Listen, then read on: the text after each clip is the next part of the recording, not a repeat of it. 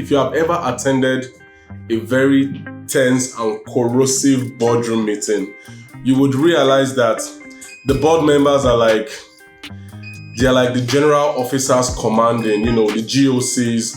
They come with so much energy, like they are coming to transform the entire organization. They are coming to bring about some kind of change that you can't even imagine. Like they are coming with so much experience, so much exposure, and so much power and influence. With those kinds of individuals, usually the management has no chance. Management has to now look like, the lap dog, very, very gentle, humble. They cannot really challenge the board sometimes, because some management staff have actually attended the board meeting, and at the end of the day, at the end of that board meeting, they got fired, something happened. Those things happen. You attend a board meeting and you're not exactly sure what is going to take place at the end of the day. That is the kind of experience that management has on boardroom days. In fact, boardroom days are days that everybody's like, you want to put on their best performance because they are not sure whether somebody's going to be saying you lack confidence. Somebody might be saying you're not properly dressed. Somebody might be saying your hair is not looking neat. Things like that. Anything can go on. Anything can tick anybody off. But the major point basically is that whoever you're giving so much power to, you should also be able to review that person's power. So in the process of reviewing the power that board members have, it's very key and important to have a performance system, a boardroom performance system that looks at the activities of board members with the aim of having to also check them. Because any power that is left unchecked is absolute power. And they say absolute power corrupts, not just corrupts, it corrupts absolutely. So the basic point I'm trying to make today basically is that how do we conduct performance, or better yet, what are the advantages of performance review for board members? One of the things that I would say basically is that, especially for boards where the expectations have not been properly communicated, a boardroom performance review has a way of aiding board expectations review. You're able to look at the expectations that you have of the board members, and it also gets clearer. It also gets clearer for the board members as well. So that's very key. That's one of the key things, the key reasons why a boardroom performance review is very important, because you can be able to say, okay, the board members now understand fully what the expectations that management, the company, and of course the shareholders have of them. So that's very key. That's rule number one. Very important. Never put that aside in any way. Then also when you conduct performance review for board members, this is the second thought that is flowing through my mind at the moment. When you conduct that, it has a way of aiding better meetings. Like sometimes you go for board meetings and you're like, maybe there are 5 or 7 or 8 members and just 2 are talking. The other 6 or 4 persons, their lips are sealed. They don't even utter a word of advice or encouragement or rebuke. They just keep quiet. Oh, they are watching. Those are the watchers. You need to get watchers off your boardroom. I'm not exactly saying that to just watch alone is a bad thing, but you have to watch with a little action. It's not just to come and you watch. Then at the end of the day, maybe we are writing your report and there's absolutely nothing. There's no intellectual input. There's no organizational input. There's no input at all that will put the management on their feet to be able to deliver on the things that the shareholders are actually looking out for. So it's important that you have these reviews so that members can put in their best. When somebody knows that, okay, XYZ is going to be reviewing what I am actually doing on this board, they will sit up. People will sit up. They will now be so much concerned about delivering a long-term corporate strategy for the company. They'll be thinking in that light, because that's one of the core responsibilities for any board, basically, for any board member or for any boardroom. So that's very key. That's very important. You must put in place systems that can actually appraise and review the performance of your board members. Then another thing that happens as a result of that interface between the management and the board is that it helps to improve the working relationship between management and the board. It doesn't mean that there will be no gbas-gbos, do you understand? It doesn't mean that people are not going to come on the table to speak their minds, but The level playing ground for board members basically has to do with the fact that one person usually has the upper hand.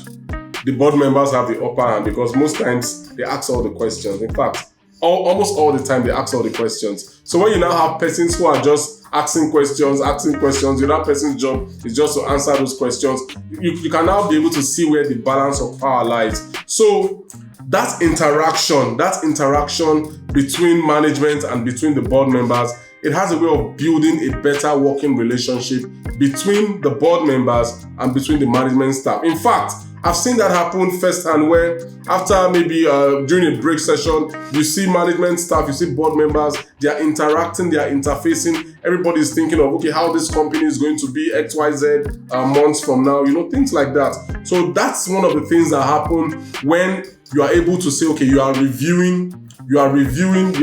conducting a review on the performance of your board members. It now brings them also to the level of wanting to interface with the management so that they can also have deeper insight as to what is going on within the company, how the company can be supported, how the company can be helped, and all of that. Then, number 4, the issue of candor. In fact, Jack Welch, of GE, time past, he in fact, I think he wrote a book that particularly dwelt on candor. The place of candor in organizations. Jack Welch was so candid about issues that he also came up with the management principle of differentiation. That's having to differentiate your core achievers, that's your top achievers, your middle achievers, and your low achievers. So that people can have that direct feedback as to where they stand within the operations or within the delivery metrics of a particular company. So where you have board reviews, for example, it will improve the candor within the system. People will be able to speak their minds. People will be able to say what is on their mind. It's not a case of people can give each other the necessary feedback. So that avenue, that system, that environment is very, very important. And in fact, without candor, then what are you doing on the board? Really, because you are there to tell yourself the truth. You are there to be able to, of course, appraise each other. Once you are appraising external, you are appraising management, you should also be able to appraise yourself as a board member. So that candor is very important. It's very key. And of course, finally, one of the things that I've noticed in time past, people would have performed board functions, on a missionary level, like, we are just giving to the company, we love this company, without any remuneration. But as time has gone on, remuneration is now a big part of what goes on within the boardroom. How are the board members remunerated? So somebody who you are reviewing his performance and you are not really big up on what the person's take home is, not because the take home is what it's all about, but it's part of the process. It's part of what needs to be on the table for discussion. So that performance review can also affect the remuneration package. For example, you are reviewing somebody and the person is also now telling you, these are the challenges in this job. These are the things that I'm bringing on board. This is the experience, the world of experience that I'm bringing to the table. These are the results that we have been able to assist the management to deliver on within the last 6 months, to 9 months and all that. When you put all that together, they now have a case to be able to request for, if possible, a higher remuneration package, which is not a bad idea at all, because if a company is doing well, then the boardroom, it should be reflected in what the board members are also taking home. And of course, when you can request a higher remuneration, that means you should also be able to receive a downward remuneration where the activities of the board members and the interface with the management is not translating to greater revenue, greater inflow, greater output, greater development for the company. So I think it's a two-way thing. You can go up, you can also go down. So at the end of the day, it's all about measuring your boardroom performance. It's not enough to get the management team and kick them in the ass, for not doing what they are supposed to be doing. That's not enough. You who are in charge of dealing with people who are in charge, you who is in charge of ensuring that the management team are actually on track, doing what they're supposed to be doing, who is putting you on track. That's what this whole content is about. Who is getting the board to be accountable by way of performance review. In fact, in the next video I'll be making, I'll be talking strictly about the ways through which board members can actually carry out that review. What's the best way? Is it by bringing in external guys, or is it by the board members reviewing themselves on an agreed template? On an agreed template, you know, is there a template for such review, or is it just a voice vote? Mr. A has done so well. The ayes, who are the ayes? Let them vote. The nays, then you say the ayes have it. No, that's a total malarkey. It's crap, total crap. So you must have a system in place. That system is what I'll be discussing in the next video. And please, if you've enjoyed this content, please share broadly.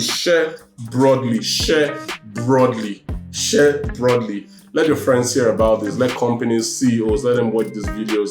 I'm extremely sure that this content out there is improving the lot of several companies out there as well. And we would love you to be part of our community. I am Oboh Joseph. Please join me, subscribe, like the content, share it on WhatsApp, Facebook, Instagram, YouTube. Does YouTube share?